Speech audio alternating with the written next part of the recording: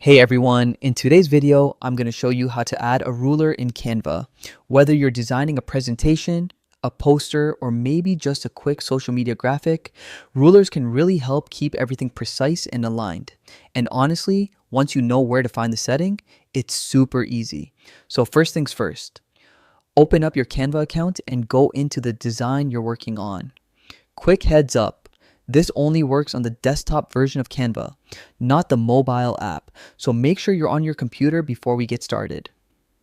Alright, once you've got your design open, look up at the very top left corner of the screen. You'll see a button labeled File. Go ahead and click on that. A drop-down menu will appear with a bunch of different options. From that menu, choose Settings.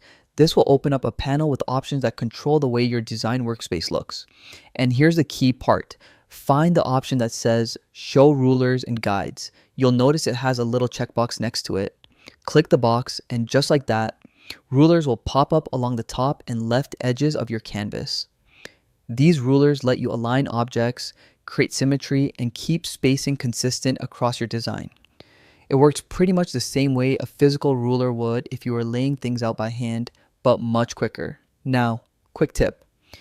If you don't see the rulers right away, try refreshing your Canva window or double check that you're running the latest version. Sometimes the interface updates lag a bit, so refreshing usually does the trick. Another handy feature is guides. You can actually click and drag from the ruler to pull out a guide. These guides help you line up elements exactly where you want them, and you can move them around anytime as your design changes.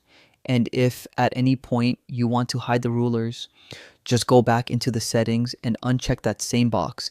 Easy as that. So yeah, that's how you add and use rulers in Canva. It's a simple tool, but it makes a big difference when you want your design to look polished and professional.